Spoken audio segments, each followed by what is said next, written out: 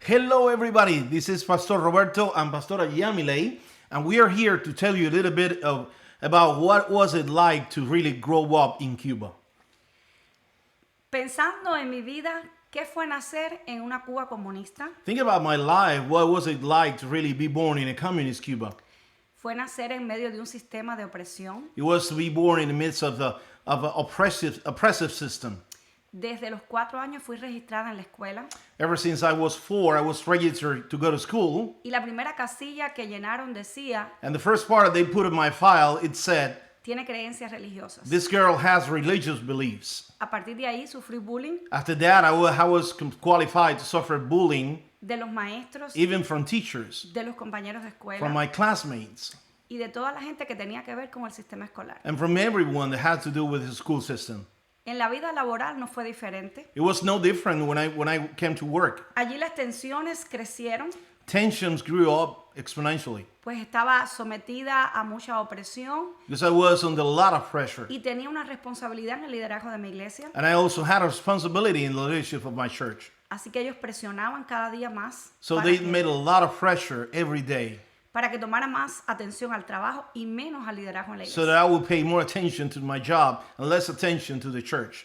Después vino la travesía de criar hijos en un ambiente tan hostil. Then came the time to really raise our children in a social hostile environment. Ellos, al igual que nosotros, en muchas ocasiones fueron víctimas de esa violencia, de esa opresión, de ese sarcasmo. They, just like us, they were victims of those bullying, of those sarcasms, of those oppressions that we also suffered growing up in Cuba.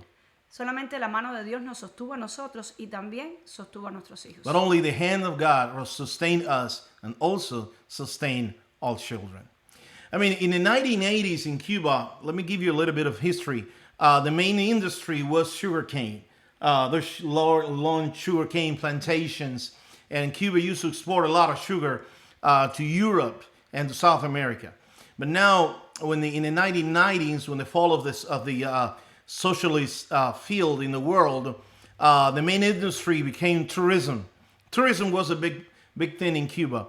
But now, after maybe the 2010, you know who is the main industry in Cuba? We are. You are the main industry in Cuba. Those who send funds to Cuba to sustain their dear ones, the churches there in Cuba are probably the main source of income that Cuba has right now. In the 1990s, started a great revival in Cuba. I mean, people got disappointed with the communist system. They said, this is going nowhere. We don't want this for our lives. So they turned their face to Jesus.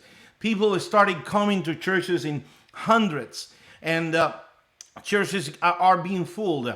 I mean, we were talking about some statistics, and almost in every municipality, in every county in the island, there is a Methodist church, Methodist presence nowadays in Cuba. There was a great revival. So when you talk about revival, right now, probably, we don't need to go there and preach the gospel in Cuba because those Cubans that are there, they're doing it. But what we need to do, you know what it is? We need to throw gasoline where we see God's fire. Amén. We need to throw gasoline where we see God's fire.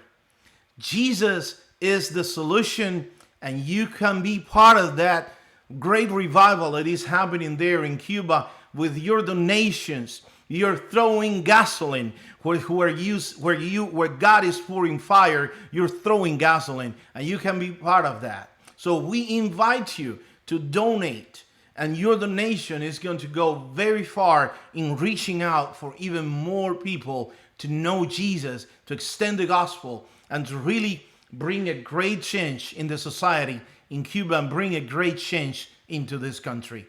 We live there, we grew up there, and we deeply appreciate your donations for our dear country.